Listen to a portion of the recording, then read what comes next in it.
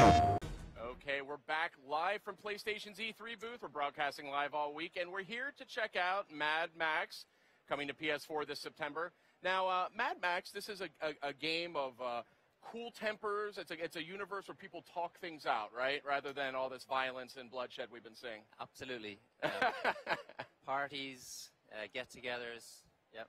Okay, good. Yeah. So this sounds like a great game, but it's probably not Mad Max, the Mad Max at least that I know. So this is tell me about this. This is a standalone entry in sort of the Mad Max franchise, if you will. Totally. Yeah. So I mean, it's important for us to give you, the player, the ability to play Mad Max, and there are certain key things about his character.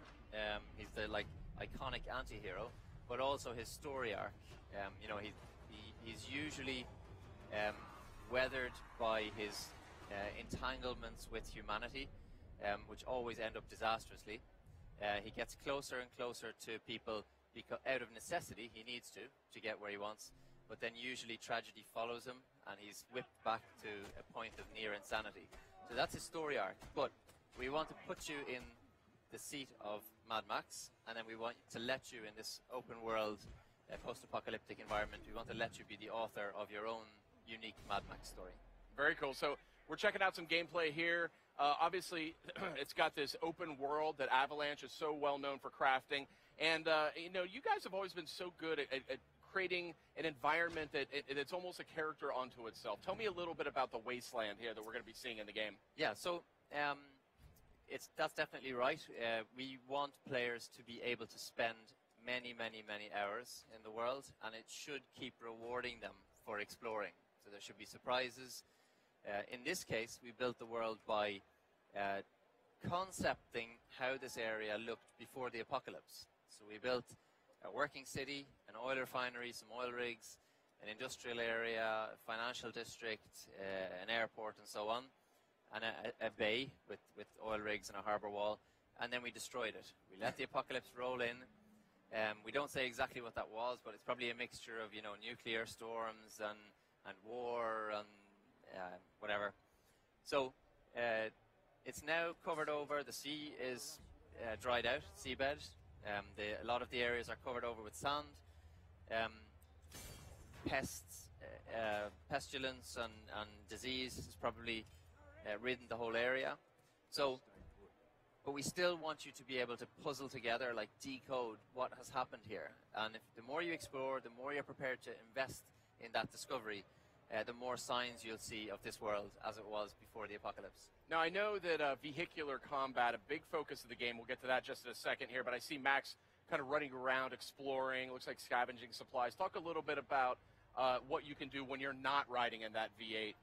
Yeah, so there's a lot of customization that you can do in the game, both to what we call the magnum opus, his great work, that's his signature vehicle, but also to Max himself. He develops his abilities, he gets some equipment and some upgrades for melee combat.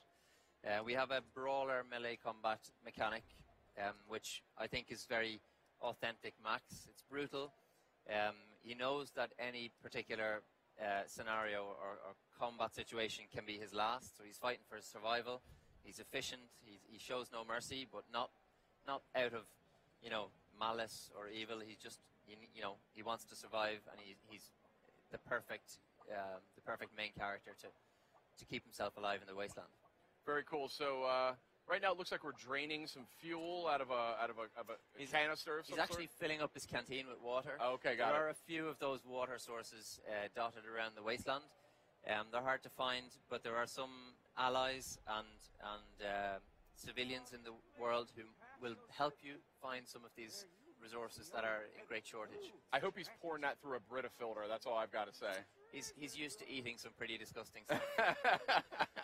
So here we are. We're hopping into a vehicle, and this is obviously a signature element of this game. Talk to me a little bit about how you guys approach the car combat aspect. Yeah, so that's definitely, I think, one of the most exciting parts of this game. We start off with Max losing his iconic interceptor in a battle with Scrotus' Warboys. And Max is really stripped bare of everything, and then the journey for you as the player is to fashion a vehicle that will allow Max to escape to the plains of silence and hopefully find some inner peace. he gets some companions like Chumbucket, who you see in the back here. He's a wasteland Blackfinger, a fanatical mechanic who almost treats vehicles and engines and just that whole mechanic way of life as a religion. Total fanatic. So he gets some friends to help him, but he gradually over time builds up his very own. You as a player will build up your very own wasteland war machine, and it will be an expression of the choices that you make in the world, what directions you want to go in, and also the playing style that you choose. So your magnum opus will be completely different to mine, and in fact we'll be able to compare them in some online situations. You might choose something that is really heavyweight, has a massive ramming grille, but you're going to need, tires with high traction, a heavy motor to power that kind of vehicle. I might choose, your weakness is probably going to be that you can't survive in rocky ground. You're going to get stuck there, you're going to be a beached whale, much more vulnerable. Whereas I might choose something that allows me to, better suspension, allows me to go over rugged, rocky terrain and so on. Maybe explore more of the world that you can't get to. So your magnum opus will really be an expression of the choices you've made and your player style. Understood. So here we're seeing some combat actually, and I know in the world of Mad Max, supplies are very, very limited. Yeah. Bullets come at a premium. So what are some of the strategies that players are going to be able to use in car combat to take out the enemies? Yeah. So you see this unfortunate, I think it was a Scrotus Warboy being tugged by the harpoon, and in this demo experience here, you'll see a variety of weapons being used in this high-octane, high-paced, very physical vehicular combat. There's the harpoon, and that can pull off armor. It can pull drivers out of the windshield. It can pull wheels off. It can also be used to shoot incendiary devices, these thunder sticks that you'll see from the Mad Max universe, almost like a rocket launcher. You will see Max using his iconic shotgun. Of course, it would be no Mad Max game without exactly, that, right? Yeah. And if you're playing tactically very well, you will notice that a lot of the enemies have certain weaknesses or certain vulnerabilities to different types of weapon. He also has I think he's got a side burner installed here, which is a dual-wielding flamethrower. Nice. It saps your fuel, but if you're in trouble and if you feel the need to feel super powerful, you can turn that on and cause carnage. He's got a sniper rifle attached. Chumbucket uses the harpoon and the thunderpoon, which is this rocket launcher thing, but he's also got a sniper rifle, which Max will climb into the back of the vehicle and use to take down some of the perimeter defenses for some of the more heavily guarded locations in the world. So, yeah, wide array of weaponry, and that's not including the sort of attacks that he uses just with driving. For example, he can attach rims that can shred holes in certain chassis to his wheels. He's got a side ram attack. He's also got the boost, which is perfect for front-on collisions or for T-boning vehicles and so on. Have you guys there have been some classic car combat games out there? I don't think they need any introduction. Have you guys taken any inspiration from them, or is this sort of a fresh start for you guys? Did you just sort of start from the ground up? We did start from the ground up, and we were really trying to capture as many of the elements that we love from the previous Mad Max films, for example, and what feels right for this world. So you'll see, for example, borders, also a very iconic and nearly trademark aspect of the Mad Max universe. Guys hopping from one vehicle to yours, right, and attacking with no real regard for their own lives. There's one now. We'll see if Max succeeds in getting him off there. Yeah, now what are your options if this happens to you, if the guy jumps on your Well, head you like can, that? There's one. There's one. That's straight to the point. You can use the shotgun. You can try and scrape him off with a cliff wall or something, depending on the terrain that you're in. So yeah, there's a bunch of options. In fact, Chumbucket was hiding in the back when that guy was on, but now when he sees he's safe, he'll come back out and he'll help you. And if you stop the car and the magnum opus is damaged, he'll climb onto the roof and start putting out the fire in your engine and nice. Tinkering. And I need one of those guys for my Mazda 3. Exactly. Everyone should have one. So tell me a little bit more. It sounds like there's a lot of modifications that you can do. It sounds like, gas is scarce. you're fighting for your life every minute of this.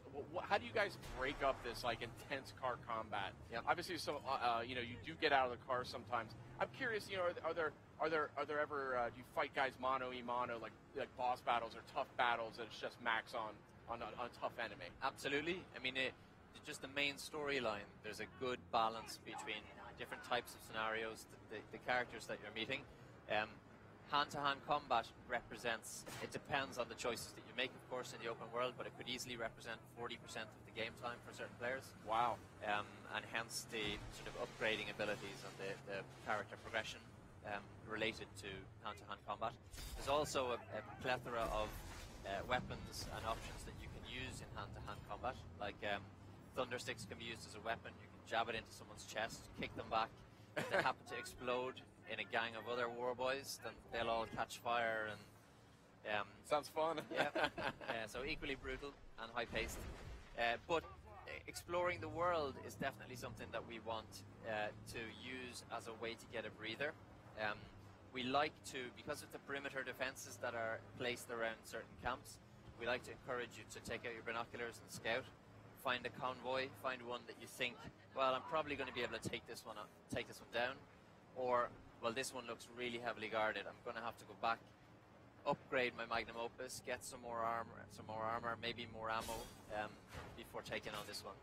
There's a feature that I really like, which is if you pull the driver out of a Scrotus vehicle and don't destroy the vehicle, you can jump into that car, approach a camp, and the camp won't get alerted because interesting. They don't know it's Vehicular Max. stealth. That might be a first. I don't think I've ever heard of that. Yep. So in fact, they'll open the doors for you and welcome you with open arms. Oh my! Yeah. And then you unload that double barrel right in their face. Exactly. Yeah. Well, I'm charmed. This is very, very cool. So you guys are so good with environments, and obviously we're seeing some really gorgeous stuff here. It's gorgeous in a devastated, dilapidated kind of way here with this wasteland. But I'm a little curious about, some of the more maybe urban, you may say, environments. These have come up in sort of the series history. So what are some other types of locations that players are going to find out about? Yep.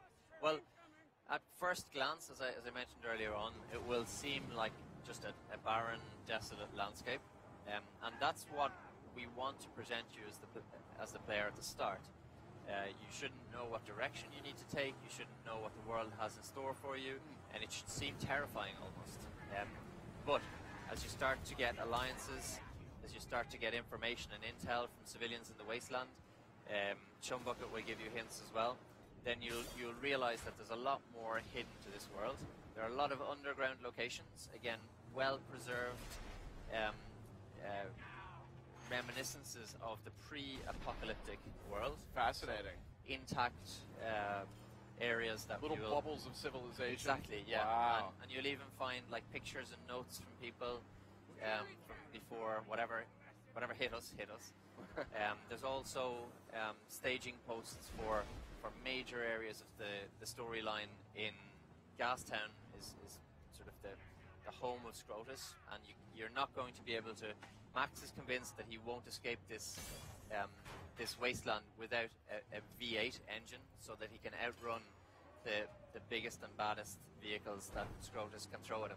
So he wants this V8, but unfortunately it's located right in the Lion's Den. Gastown is definitely a massive staging post and looks completely different to anything you're seeing in this demo. Max seems to find himself in that situation a lot with this V8. The V8's always out of his hands. He needs to get back to it. I mean, he should just switch to like a hybrid or something like that. You know what I mean? Get the fuel economy going for him. That might help out. Exactly. He's got some sort of mental block. Yeah. He's obsessed with that V8. Well, very, very cool. So thank you for joining us. Mad Max looking very, very good. It's a pleasure. I'm very intrigued. It's coming out this September on PS4. September 1st, if I'm not mistaken. Yep. September 1st on PS4. Next up, we're going to have a hands-on demo with Salt and Sanctuary. Anthony Carboni's going to take that on, so stay tuned. PlayStation